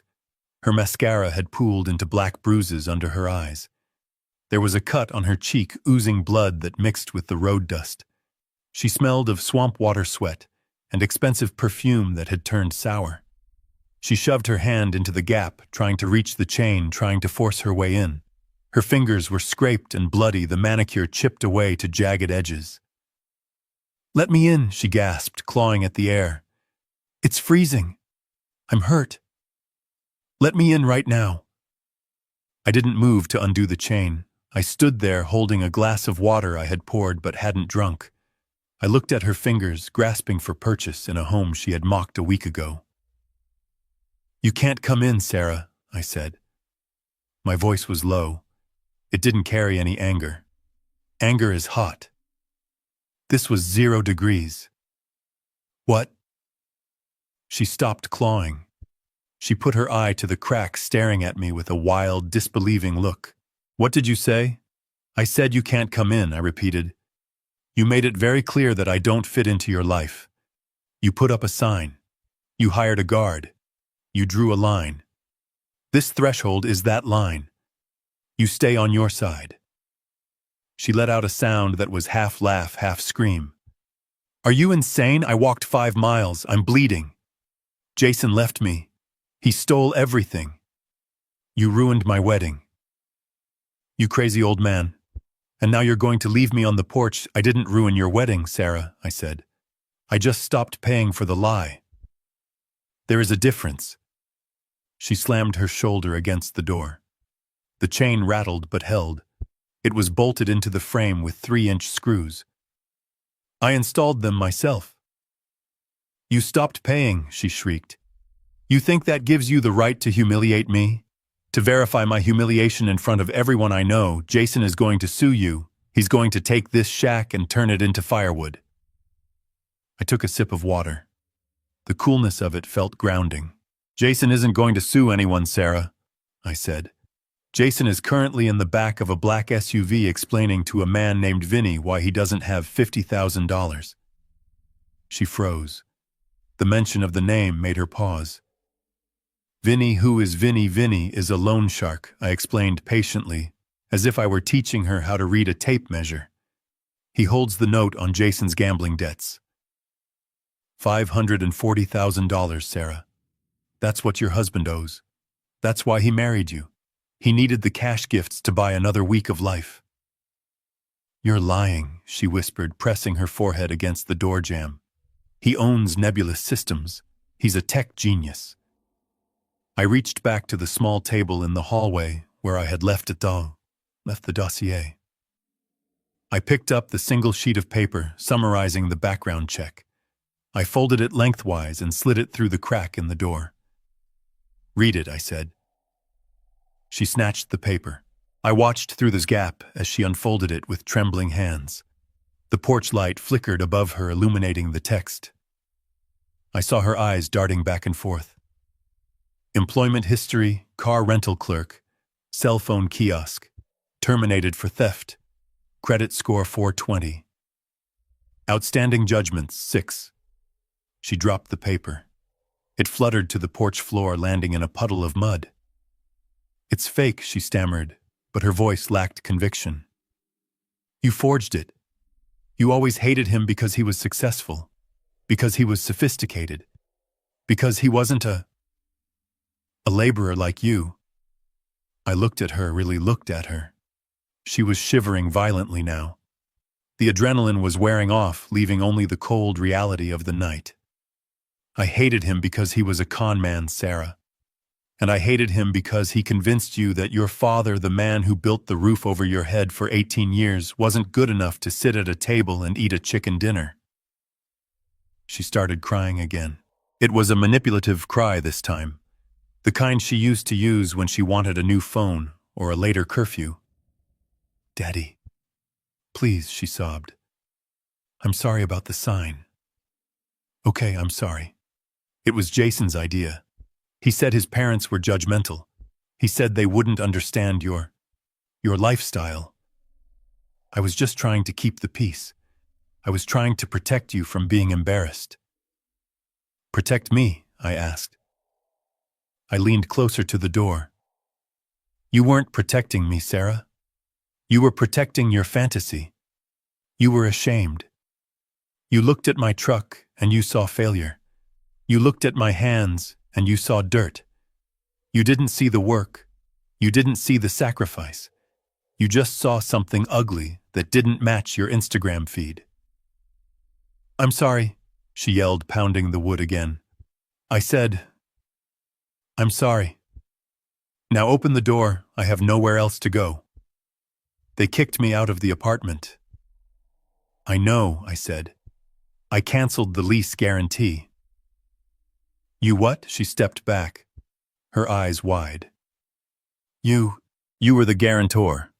Who do you think paid the rent when Jason's mysterious wire transfers didn't come through? I asked. Who do you think paid for your car insurance? Who do you think paid for this dress you are ruining right now? She looked down at her dress. She touched the torn silk. You paid, she whispered, for everything I said. For 3 years, Sarah. Every time you needed money, every time there was an emergency, every time Jason had a cash flow problem. It was me. I funneled it through shell accounts so you wouldn't know. I wanted you to feel independent. I wanted you to feel proud. But I was the safety net. And tonight I cut the ropes. Why, she screamed. Why would you do that if you have the money? Why do you live here? Why do you drive that truck? Why do you dress like a bum? You tricked me. You made me think you were poor. I didn't make you think anything. I said, my voice hardening. You assumed. You looked at the surface and you stopped looking. You judged a book by its cover because you never bothered to open the pages. You never asked me about my business. You never asked me about my investments. You just asked me for checks. I have money, Sarah, I continued. I have more money than Jason could steal in 10 lifetimes. I own the resort you were married in. I own the land under this cabin and 300 apartments in the city. I am a wealthy man, but I live here because this is the house I built with your mother. I drive that truck because it still runs, and I don't need a Mercedes to know who I am. She stared at me through the crack. The revelation was hitting her like physical blows. The greed was starting to war with the shame in her eyes.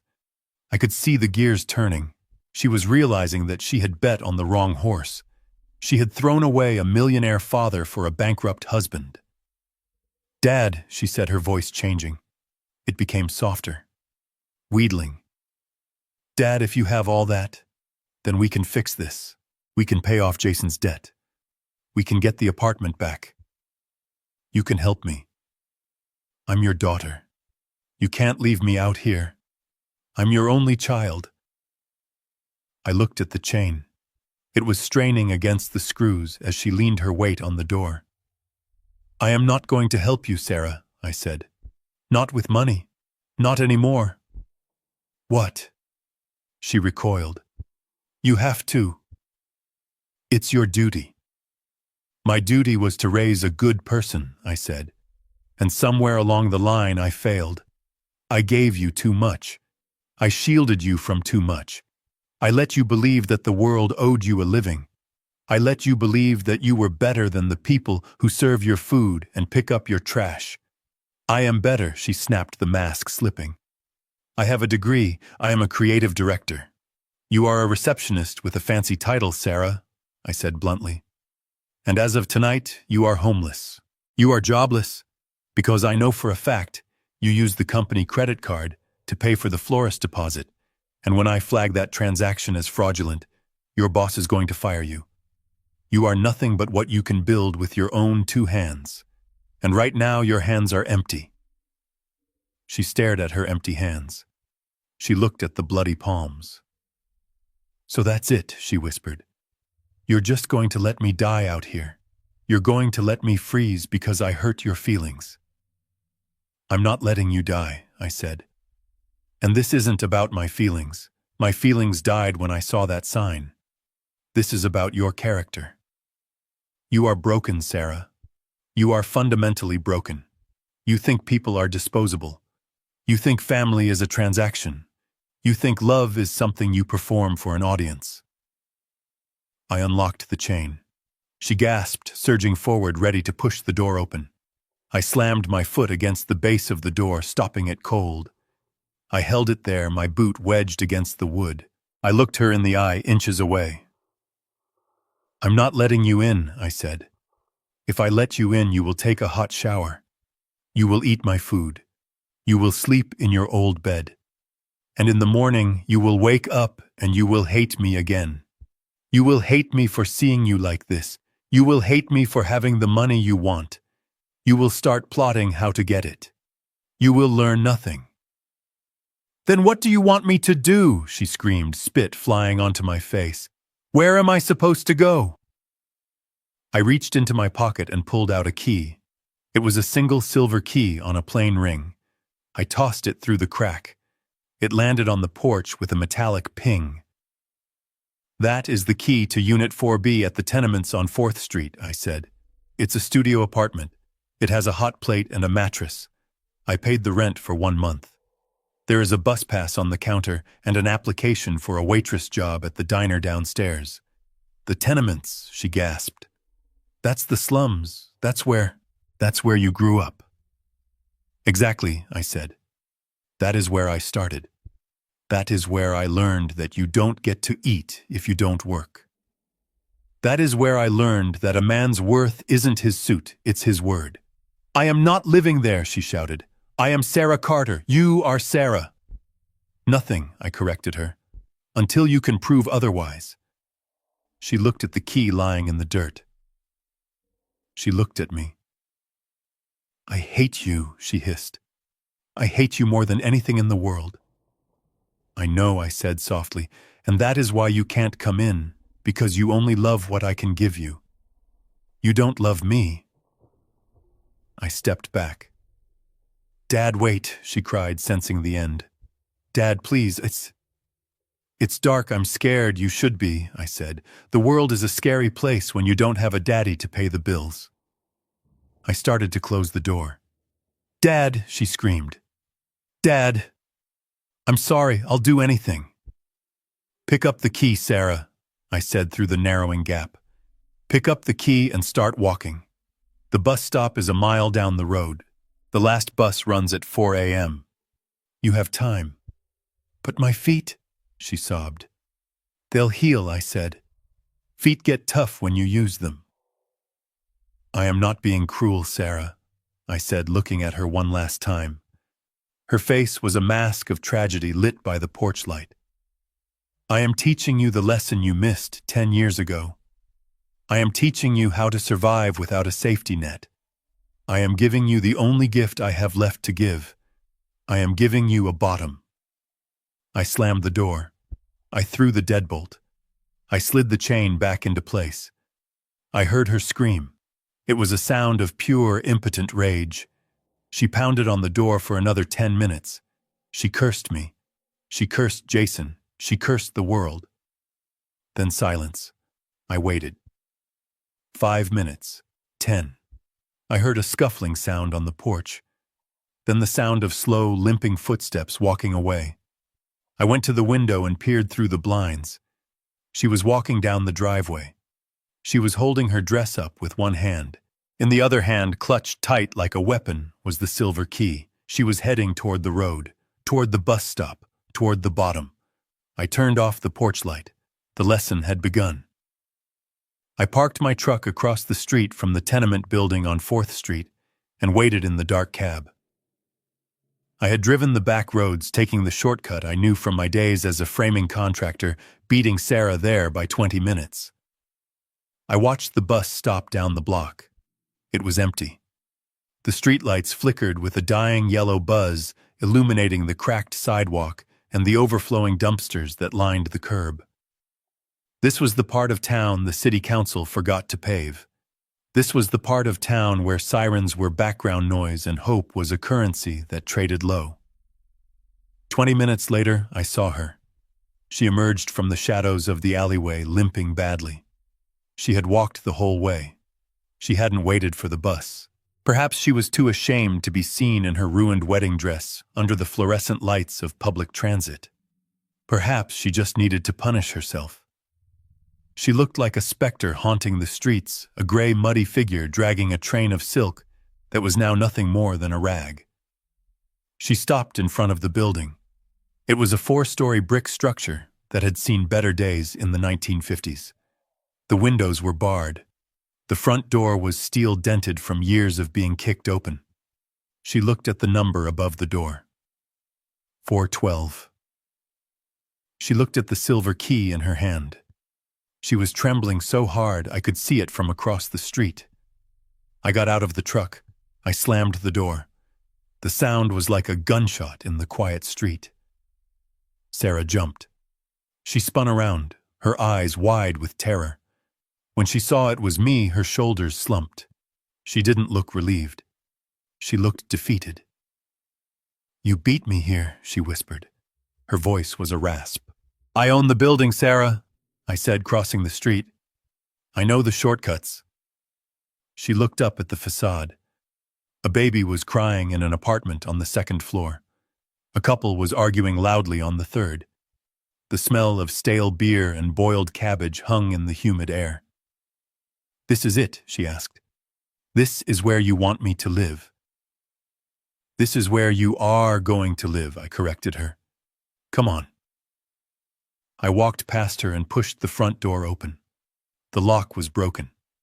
It had been broken for 10 years. I held it for her.